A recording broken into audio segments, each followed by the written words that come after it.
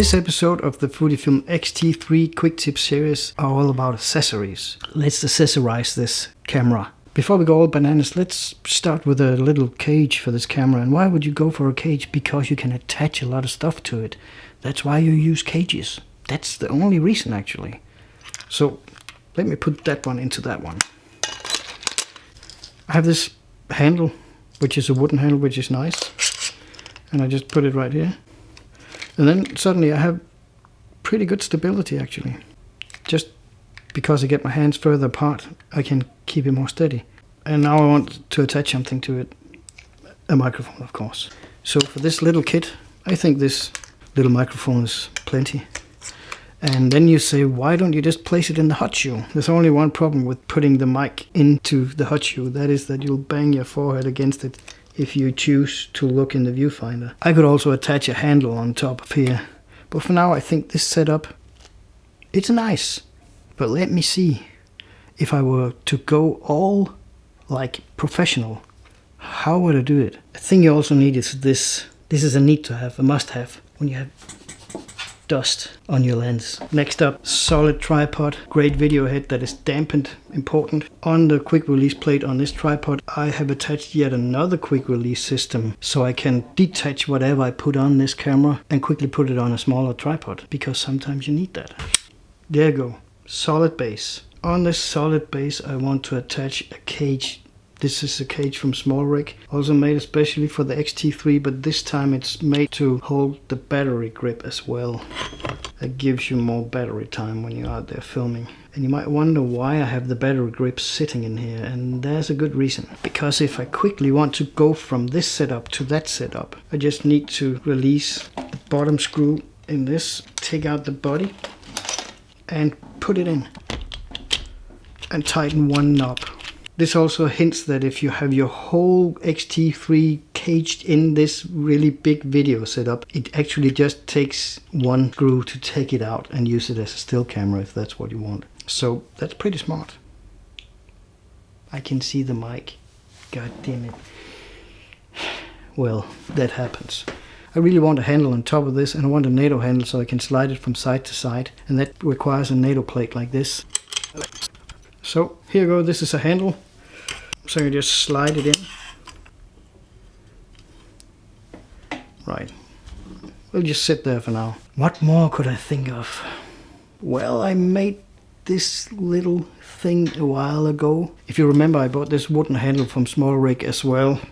But I built in a start-stop button. And I also made it sit there with a NATO thing, so it's quick to put on and off.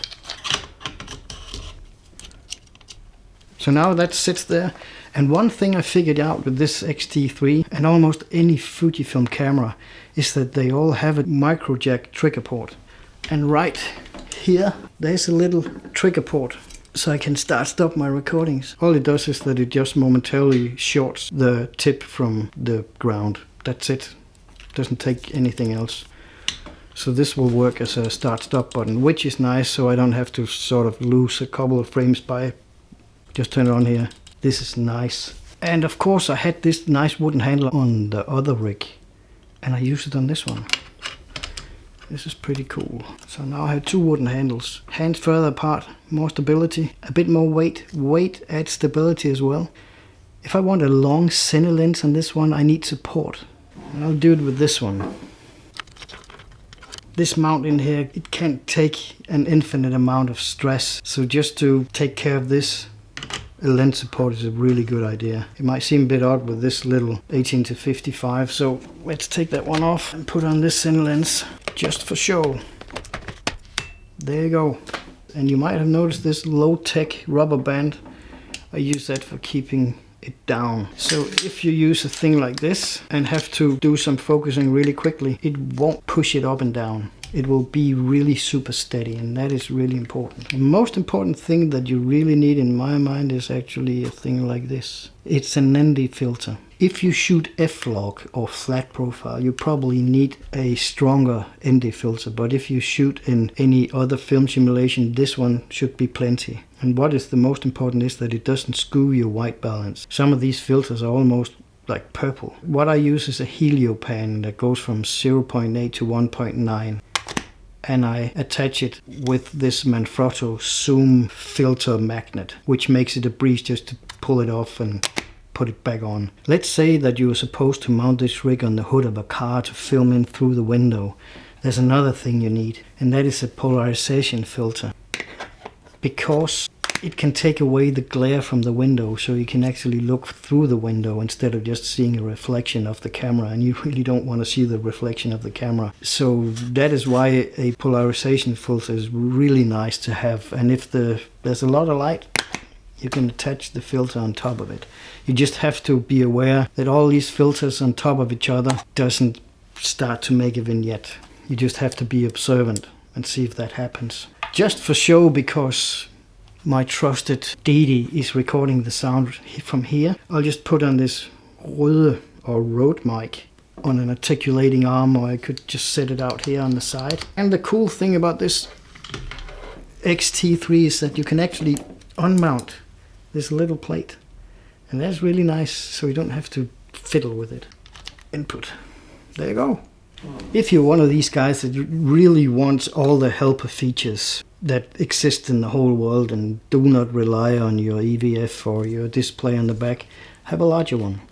This is a small HD 5-inch, and it has a lot of helpers, so you can use it for correct exposure, being able to see a bit better how you focus. So let me show you this handheld. This is pretty nice rig. This is not bad at all, and I can record and stop recording. This is pretty damn cool. And it's mostly parts from SmallRig, a Rode mic, where I would probably use the Deity mic instead. And I don't think you can accessorize this a lot more. It seems that the camera's a bit slanted to a side, so I'll just adjust this handle until it balances right in the middle. So that was how you could accessorize your Fujifilm X-T3. See you next time.